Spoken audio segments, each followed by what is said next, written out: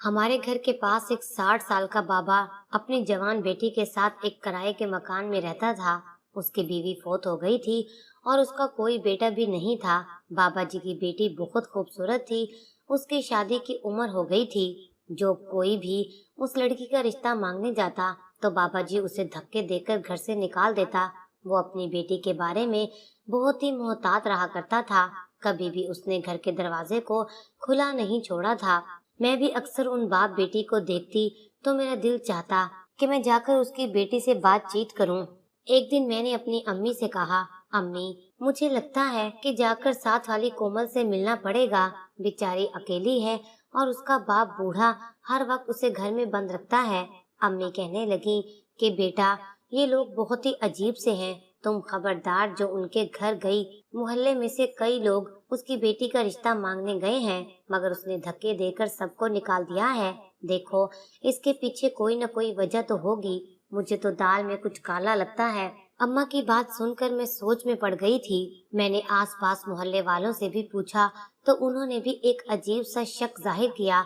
एक आंटी तो कहने लगी, मुझे लगता है कि ये बाप बेटी नहीं है, बल्कि कोई और बात है। ये आदमी अपनी बेटी से किसी को मिलने भी नहीं देता है। मैं आंटी की बात सुनकर परेशान हो गई थी। अगर ये आदमी अपनी बेटी से किसी को मिलने नहीं देता तो क्या पता इसके पीछे कोई गहरी कहानी, कोई गहरी वजह होगी। मेरी बात सुनकर वो आंटी हवा में हाथ लहराते हुए बोली, अरे बेटा, कोई वजह नहीं होगी, बस आजकल का जमाना ही खराब है। तुम भी इन लोगों से दूर रहो। अब मेरे जहन में तजस्सुस पहले से ज्यादा बढ़ चुका था। मैं किसी सूरत भी इस मामले को यूं ही जाने नहीं देना चाहती थी। एक दिन जब मैं उस घर के दरवाजे के आगे से गुजरने लगी तो मुझे अंदर से रोने की आवाजें आने लगी। रोने की आवाज सुनकर मैं दरवाजे के पास ही खड़ी हो गई। मैंने कान लगाकर सुनने की कोशिश की तो एक लड़की ज़ारो कतार रो रही थी। मैंने घर के दरवाजे पर दस्तक दी। घर का दरवाजा खुला तो सामने वही बाबा जी खड़े थे। उनके चेहरे पर गुस्सा था। क्या बात है लड़की? मैंने कहा, अंकल माफ कीजिएगा, लेकिन आपके घर से किसी के रोने की आवाज आ रही थी, इसलिए मैं परेशान हो गई। मुझे लगा शायद मुझे मदद करनी चाहिए। अरे किसकी मदद बेटा, मुझे तुम्हारी मदद की जरूरत नहीं है। तुम हमारे मामलात से दूर रहो तो बेहतर होगा। अंकल ने खरी खरी सुनाकर दरवाजा मेरे मुंह पर बंद कर दिया। मैं हैरानो परेशान सोचने लगी कि कितना ही बदतमीज और बद इखलाक शख्स है। मैंने घर जाकर ये बात अपनी अम्मी को बताई तो अम्मी मुझ पर गुस्सा करने लगी और कहने लगी, मैं आज तुम्हारे अब्बा को ये बात बताऊंगी कि तुम बिला वजह की हमदर्दियां जताने के लिए पड़ोस में पहुंच गई थी। तुम उनकी क्या मदद कर सकती हो? मैं ये बातें सुनकर खामोश तो हो गई थी, लेकिन मैंने सोच लिया कि मैं उस लड़की से दोस्ती करके रहूंगी जो उस घर में अपने बाप के साथ अकेली रहती है। क्या पता मैं उसकी जिंदगी में कोई बेहतरी ला सकूं। एक दिन मैं अपनी सहेली मिसबा के घर गई, जिसका घर उसी मोहल्ले के अंदर था। मैंने मिसबा से कहा कि हम छत पर चलते हैं, क्योंकि उस बूढ़े का घर मिसबा के घर के साथ जुड़ा हुआ था। उसके घर का सहन हमें छत से नजर आ रहा था। मैं ये देखकर खुश हो गई। मिसबा बोली कि इसमें खुश होने वाली क्या बात है। मैंने कहा, अब मैं इस लड़की से दोस्ती कर सकूंगी जो इस घर के अंदर रहती है। मैंने अपनी दोस्त को भी सारा मामला बता दिया और उससे कहा कि मुझे लगता है इस घर में जो लड़की रहती है उसे हमारी मदद की जरूरत है। मेरी बात सुनकर मिसबा ने मेरे आगे हाथ जोड़ दिए और बोली, जानती हो तुम किसके बारे में बात कर रही हो? उसकी बात ने मुझे मजीद डरा दिया। मैंने कहा, बस एक बूढ़ा बाप और उसकी बेटी रहते हैं। मेरी बात पर मेरी दोस्त कहने लगी, पागल की हो सकता है वो दोनों मियाँ बीवी हों, इसलिए वो अपनी बीवी को किसी से मिलने नहीं देता कि कहीं लोग उसे ये ना कह दे कि तुम्हारी बीवी तो बहुत कम उम्र है, जबकि तुम उसके बाप लगते हो। तुम्हारा शोहर ज्यादा उम्र का है। मैंने उसे कहा कि जो भी है, मैंने उस लड़की को रोते हुए देखा है, उसे हमारी हमदर्दी की जरूरत हो सकती है। मेरी दोस्त ने कहा कि बेहतर है हम अपने काम से काम रखें, वरना हम भी किसी मुसीबत में फंस जाएंगे। अभी मैं और मिसबा ये बातें कर ही रहे थे कि वो लड़की हमें सहन में चलती फिरती नजर आई। मैंने उसे देखकर मिसबा को इशारा किया कि वो तो सहन में आ गई है, अगर हम चाहें तो इससे बात कर सकते हैं। मिसबा कहने लगी कि तुम ही बात करो, मैं यहाँ से जा रही हूँ, खामखा उस बूढ़े से बेइज्जती नहीं करवा सकती। मिसबा के जाने के बाद मैंने उस लड़की को इशारा किया। मुझे देखते ही वो अंदर को जाने लगी थी कि मैंने उसे कहा कि मैं उससे दोस्ती करना चाहती हूँ। मेरी बात सुनकर उसके चेहरे पर एक दुखी सी मुस्कुराहट उभरी और वो सीढ़ियाँ चढ़ती हुई छत की तरफ आने लगी। मैंने उसके आते ही उसे सलाम किया। फिर वो पूछने लगी कि तुम्हें मेरा ख्याल कैसे आया। मैंने कहा कि मैं तुम्हें अक्सर देखती रहती हूँ। मुझे लगता है कि तुम दुखी हो, रोती रहती हो। मुझे तुम्हारा एहसास है। क्या तुम मुझसे दोस्ती करोगी? वो बोली कि मुझसे दोस्ती करके क्या तुम भी बर्बाद होना चाहती हो? उसकी ये बात मुझे बहुत ही दुखी लगी थी। मैंने कहा कि तुमसे दोस्ती करके कोई बर्बाद क्यों होने लगा? अगर तुम चाहो तो मुझसे हर तरह की बात शेयर कर सकती हो। मैं तुम्हारी मदद करूंगी और वादा करती हूँ कि किसी गैर इंसान को तुम्हारा कोई राज नहीं बताऊंगी।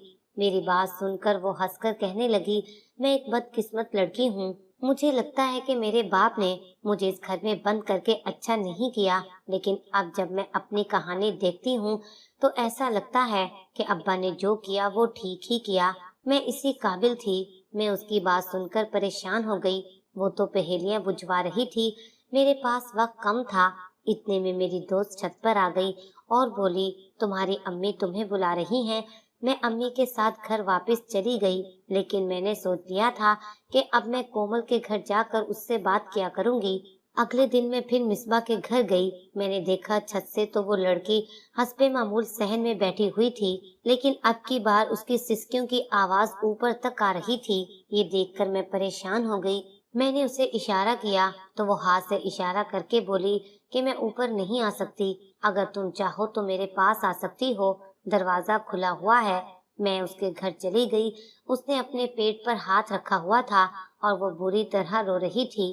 क्या हुआ है? क्या तुम्हारे पेट में दर्द है? वो कहने लगी, ये दर्द मेरी मौत के साथ ही खत्म होगा। उसकी बात सुनकर मेरी आंखों में भी आंसू आ गए। देखो, दुनिया में हर दर्द का इलाज है। अगर तुम्हें कोई मसला है तो मुझे बता सकती हो। मैं तुम्हारी हर तरह से मदद करने को तैयार हूँ। बस तुम मेरे लिए दुआ करो कि आखिरत में अल्लाह ताला मुझे माफ कर दे। मेरा जुर्म बहुत बड़ा है और मेरे बाबा बहुत पाक दामन है। मुझे वहाँ डर भी लग रहा था। अगर ये बात अम्मा को पता चल गई तो वो मुझसे कितनी खफा होंगी। लेकिन उस लड़की की शक्ल और उसकी दुख भरी बातें आप भी सुनते तो आप भी यही करते। मैं ये देखकर हैरान रह गई कि गरीब से दिखने वाले इस बाप बेटी के पास काफी कुछ था, लेकिन लड़की ने अपने कमरे में बहुत सारे कपड़े रखे हुए थे और ये महंगे कपड़े थे। वो कहने लगी कि ये कपड़े मैं कभी नहीं पहनती। मैंने भी नोट किया कि उसने खुद तो हर वक्त गंदे कपड़े पहने रखे होते थे, लेकिन उसके पास हर तरह के रेशमी जोड़े थे जिन्हें देखकर लगता था कि ये लड़की बहुत ज्यादा अमीर है। अगर तुम्हारे पास इतने अच्छे कपड़े हैं तो तुम इन्हें पहनती क्यों नहीं हो? मेरी बात सुनकर वो रोने लगी। बस फिर कभी मैं तुम्हें बताऊंगी। अब इन कपड़ों को पहनकर मुझे खुद से वहशत होती है। अगर तुम ले जाना चाहती हो तो ले जाओ, तुम्हें बहुत अच्छे लगेंगे। उसकी बात सुनकर मैं खामोश हो गई थी। मैं किसी सूरत उसके वो कपड़े नहीं लेना चाहती थी, लेकिन उसने बहुत ज्यादा इसरार किया तो मैंने एक सूट उठा लिया। वो बोली कि तुम इसे ले जाओ और जब मैं मर जाऊं तो मेरे जनाजे पर जरूर आना। खुदा का खौफ करो लड़की, तुम्हारी उम्र ही कितनी है और तुम मरने की बातें कर रही हो। फिर उसने अपने कमरे में रखी एक अलमारी को बड़े एहतियात से खोला। उसमें से एक काले रंग की डायरी निकाली और फिर उसे एक लिफाफे में डालकर मुझे दी और कहा कि मेरे मरने के बाद ये मेरे अब्बा को दे देना। मैंने मारे तजस्सुस के उससे डायरी भी ले ली और अपने घर वापस आ गई। उसके पेट में जो दर्द था वो बढ़ता जा रहा था। मैं घर वापस आई। अम्मा ने मेरे हाथ में इतना महंगा जोड़ा देखा तो कहने लगी, बेटी ये तुम कहाँ से लेकर आई हो? मैं अम्मा से कोई भी बात छुपा नहीं सकती थी। डायरी के अलावा हर बात मैंने अपनी माँ को बता दी। मेरी अम्मा ने ये सुना तो वो अपना सर पकड़कर बैठ गईं। बोली कि तुम कितनी बेवकूफ हो। मैं तुम्हें जिस बात से मना करती हूँ तुम वही हरकत करती हो। अगर तुम्हारे अब्बा को या मोहल्ले वालों को ये बात पता चली तो वो क्या कहेंगे? कल को उस लड़की के साथ कुछ हो गया तो तुम क्या करोगी? वो तो मरने की बातें कर रही है। अगर वो सच में मर गई तो क्या होगा? अम्मी, आप कितनी खुद गर्ज हैं। अम्मी ने मेरी बातें सुनकर मुझ पर सख्ती से पाबंदी लगा दी کہ میں دوبارہ سے اس گھر کی طرف جانے کا سوچوں بھی نہیں۔ میں پچھتا رہی تھی کہ میں نے اپنی ماں کو خواہ اتنی بڑی بات بتا دی، لیکن میرے پچھتانے کو زیادہ وقت نہیں گزرا تھا کہ 2 دن بعد اس گھر سے موت کی خبر آئی۔ پتہ چلا کہ وہ لڑکی جو اپنے باپ کے ساتھ اکیلی رہتی تھی، اپنے اللہ کو پیاری ہو گئی ہے۔ یہ بات سن کر ہم سب حیران تھے، محلے والے بھی حیران تھے کہ ایک جوان لڑکی کیسے اچانک بنا کسی وجہ کے موت کے منہ میں جا سکتی ہے۔ سب لوگوں کو لگا کہ یہ بوڑھا آدمی ضرور کسی نہ کسی طرح اپنی بیٹی کی موت کا قصوروار ہے، لہٰذا اسے پوچھ گچھ کی جانی چاہیے۔ سب لوگ اس کے گھر میں جمع ہو گئے۔ میرے ابا بھی اسی گھر میں چلے گئے۔ ابا نے اس بوڑھے آدمی سے پوچھا کہ تم نے اپنی بیٹی کا رشتہ کیوں طے نہیں کیا اور اس کے مرنے کی کیا وجہ ہے؟ بوڑھا رونے لگا اور رو رو کر اس کا برا حال تھا۔ وہ بس یہی کہہ رہا تھا کہ اس کی بیٹی خود کسی سے شادی نہیں کرنا چاہتی تھی اور لوگوں کے بار بار آنے پر مجھے ان پر غصہ آ جاتا تھا۔ اس کی موت کی وجہ بوڑھا نہیں بتا رہا تھا۔ اب سب لوگ اس سے زبردستی بھی نہیں کرنا چاہتے تھے، چنانچہ اطلاع پولیس کو کی گئی۔ پولیس کو بتایا گیا کہ یہاں پر ایک پراسرار موت واقع ہوئی ہے، لہٰذا یہ باتیں سن کر بوڑھا زیادہ تڑپنے لگا اور بولا کہ میں اپنی بیٹی کی لاش کی بے حرمتی نہیں کرنے دوں گا۔ وہ قدرتی موت فوت ہوئی ہے، میں اس کے بارے میں کچھ نہیں جانتا۔ کافی عرصے سے وہ پریشان تھی، مجھے کیا پتا کہ اس کی پریشانی کیا تھی۔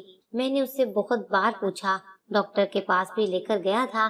میں آپ کو رپورٹ دکھانے کے لیے بھی تیار ہوں، لیکن خدا کے لیے میری بیٹی کو تھانے اور کچہری وغیرہ کا حصہ مت بنائیں۔ ابا نے بوڑھے سے کہا کہ آپ کی بیٹی کی لاش کا پوسٹ مارٹم ہوگا اور اس کی تفتیش کی جائے گی کہ اس کی موت کیسے واقع ہوئی۔ کوئی بھی ایسا کام نہیں ہوگا جس سے آپ کی بیٹی کی لاش کی بے حرمتی ہوگی۔ اگر آپ کو لگتا ہے کہ آپ بے قصور ہیں تو ہو سکتا ہے کوئی اور اس کی موت کی وجہ بنا ہو، لیکن بنا تحقیق کے اپنی بیٹی کو دفنانے کا مطلب یہ ہے کہ آپ اسے انصاف سے محروم کر رہے ہیں۔ یہ اس کا حق ہے۔ سارے محلے والوں کی باتیں سننے کے بعد بوڑھا ان کے آگے ہاتھ جوڑنے لگا، لیکن کسی نے بھی اس کی بات پر یقین نہیں کیا، کیونکہ سب کو شک تھا کہ وہ زیادہ منتیں بھی اس لیے کر رہا ہے کیونکہ موت میں خود اس کا ہاتھ ہے۔ بالآخر پوسٹ مارٹم کے لیے لاش کو تھانے سے ہسپتال پہنچایا گیا۔ پوسٹ مارٹم کے دوران خدا جانے کیا ہوا کہ جب بوڑھا گھر آیا تو وہ بہت مطمئن بھی تھا اور حیران بھی تھا۔ اس کے آنسو اب خاموش ہو چکے تھے، لیکن کسی کو یہ پتہ نہیں تھا کہ پوسٹ مارٹم کی رپورٹ کیا آئی ہے۔ پولیس والوں نے بڈھے کو بے قصور کہہ کر اسے چھوڑ دیا تھا اور میرے ابا نے بھی کہا کہ بوڑھا بے قصور ہے، اس نے اپنی بیٹی کو نہیں مارا تھا۔ لیکن ہم اندر کی کہانی جاننا چاہتے تھے کہ آخر اس لڑکی کے ساتھ ہوا کیا ہے۔ میں نے یہ سوچا کہ بوڑھے سے جا کر خود پوچھا جائے، لیکن اماں نے مجھے سختی سے منع کر رکھا تھا، سو میں یہ بات اپنے منہ پر نہیں لائی۔ مگر کچھ دن کے بعد میں نے سوچا کہ وہ ڈائری جو میں نے اس لڑکی سے لی تھی اور اس نے مجھ سے یہی بات کی تھی کہ جب میں مر جاؤں تو یہ لفافہ جس میں ڈائری ہے اسے میرے بوڑھے باپ کو دے دینا۔ سوچا کہ کیوں نہ جا کر اسے دے آؤں، یہ اس کی امانت ہے، اگر میں چاہوں تو خود بھی پڑھ سکتی ہوں، لیکن یہ اس کی امانت ہے، مجھے اسے کھول کر نہیں پڑھنا چاہیے بلکہ جا کر اس بوڑھے کو دے دینی چاہیے۔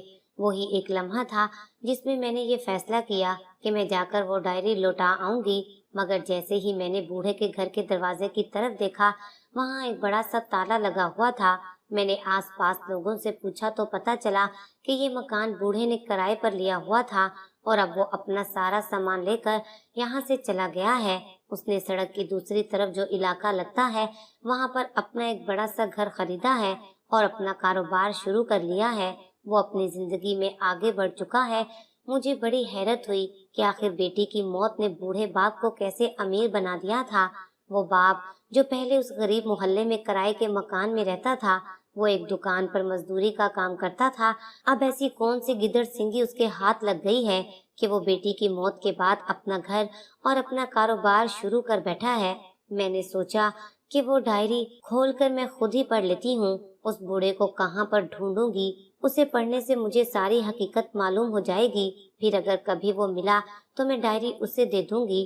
جب میں نے اس لفافے سے ڈائری نکال کر پڑھنا شروع کی تو میرے ہوش اڑ گئے۔ اس نے جو باتیں لکھی تھیں وہ بڑی ہی عجیب و غریب تھیں۔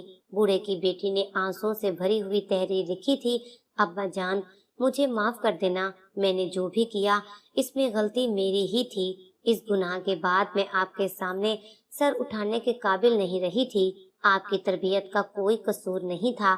ماں کے مرنے کے بعد آپ نے مجھے ماں کی کوئی کمی نہیں ہونے دی تھی۔ مجھے ایک لڑکے مزمل سے پیار ہو گیا تھا۔ اگر میں اس کی باتوں میں نہ آتی اور اس دن اتنا بڑا قدم نہ اٹھاتی تو وہ مجھے کبھی بھی اپنے گھر لے کر نہ جاتا۔ مزمل ایک بہت ہی امیر باپ کا بیٹا تھا۔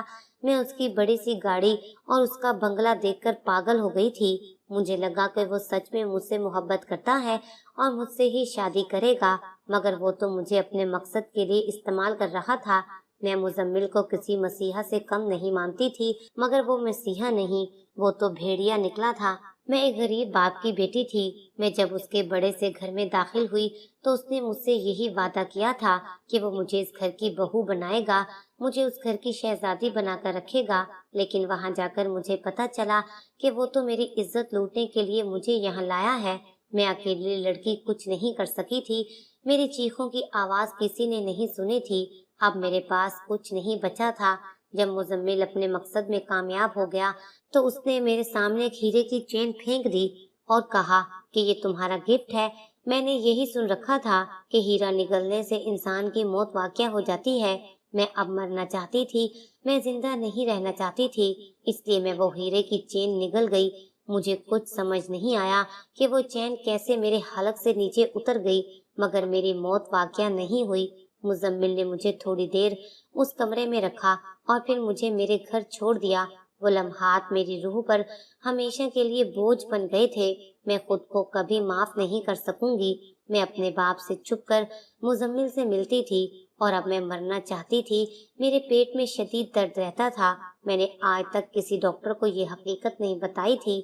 میرے پیٹ سے نکلنے والا خزانہ میرے باپ کی غربت کب مٹا سکتا تھا؟ میں جیتے جی آپ کو یہ حقیقت بتا کر آپ کی عزت تار تار نہیں کرنا چاہتی تھی۔ مجھ میں اتنا حوصلہ نہیں ہے میرے پیارے ابا، اب تو میں مر گئی ہوں، خدا کے لیے مجھے معاف کر دینا۔ آپ کی پیاری بیٹی کومل۔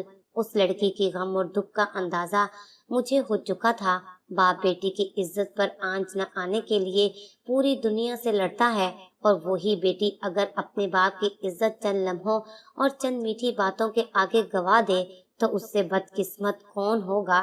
خدا کے لیے جو لڑکیاں میری یہ کہانی سن رہی ہیں تو اس سے سبق حاصل کریں اور مجھے بتائیں کہ مجھے وہ ڈائری کومل کے باپ کو دینی چاہیے یا نہیں۔ اگر میں انہیں یہ ڈائری دے دوں تو وہ اسے پڑھ کر جیتے جی مر جائیں گے۔ میں بہت پریشان ہوں، مجھے جواب ضرور دیجیے گا۔